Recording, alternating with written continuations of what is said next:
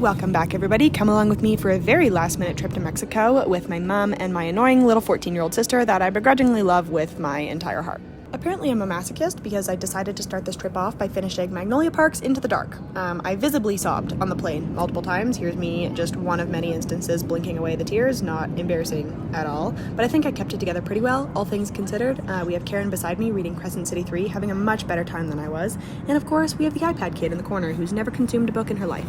I did finish the book on the plane, so here's me literally bawling my eyes out, fighting for my life on the bus ride to our resort, while my sister laughs at me because the jury is still out on whether or not she has feelings, or a soul.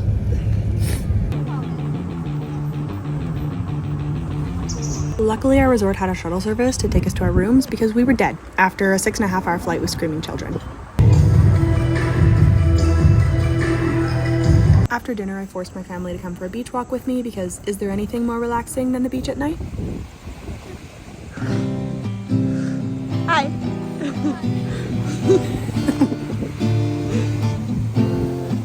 On our walk to breakfast on the first morning, we very quickly learned that these guys are everywhere, like literally everywhere, and our resort is located on a national wildlife preserve, which is so cool. I am an animal freak. Getting right down to business on the first day, we headed straight to the beach, because how can one sit by the pool when this exists? Truly, I will never understand. But we started off with a nice long walk. Our resort was right by Playa del Carmen, so we headed in that direction and tried to tire ourselves out before plunking our butts down and reading for the rest of the day.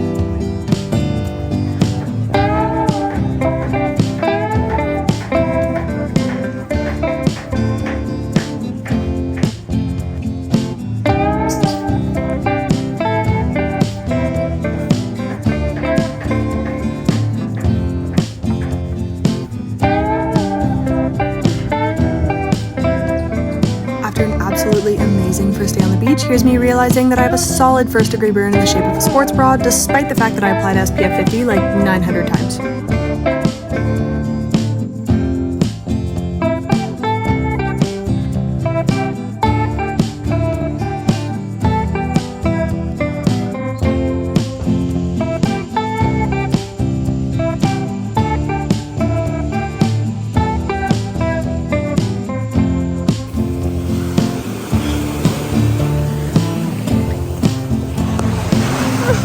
Oh no, I just got soaked.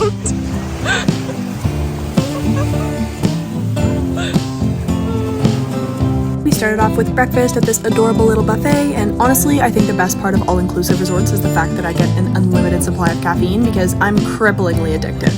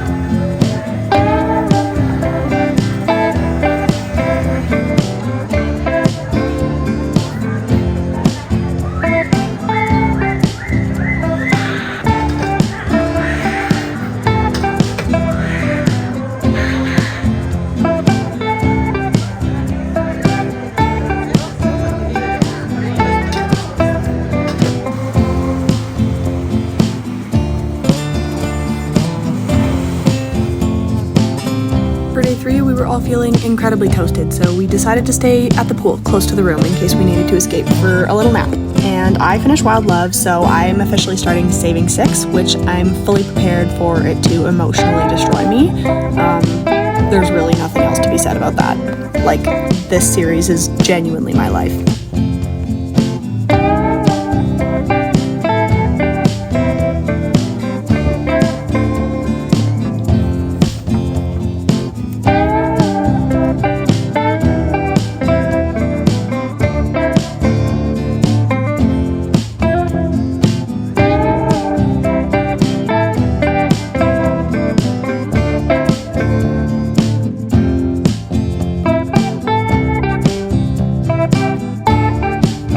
Okay, listen, I promise you I will stop the animal content, but like spider monkeys in the wild on our resort, how sick is that? These little buggers are such cool animals, and I was having a moment, okay?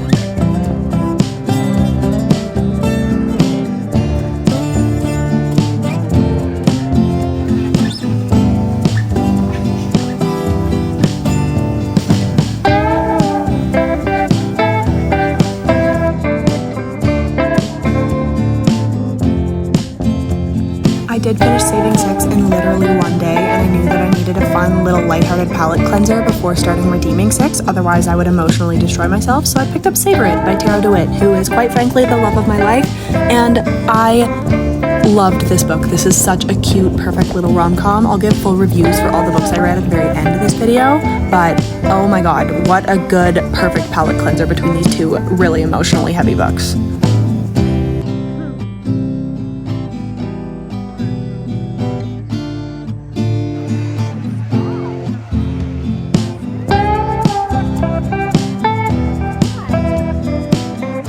Sadly, this was our last day on the beach, and I'm literally holding back tears in every single one of these video clips because there's something so heartbreaking and nostalgic about leaving a vacation and returning to the real world, but at least I got to squeeze one more book in, and I absolutely nailed my reading goal for this trip, I'd like to think, so that's a win.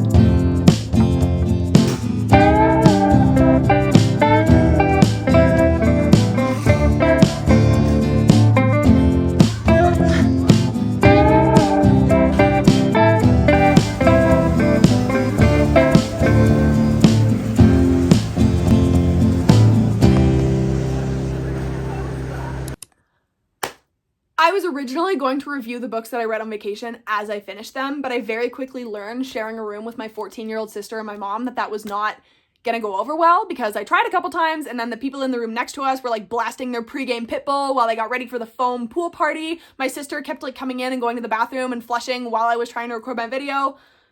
So I decided I was just gonna do really rapid fire reviews of these books as I got home, because I want to tell you guys what I thought about them. And I literally rated every single book that I read on this vacation 5 stars. Like, we already know that my standards are incredibly low. It's not a secret, but these books were amazing. Like, literally amazing.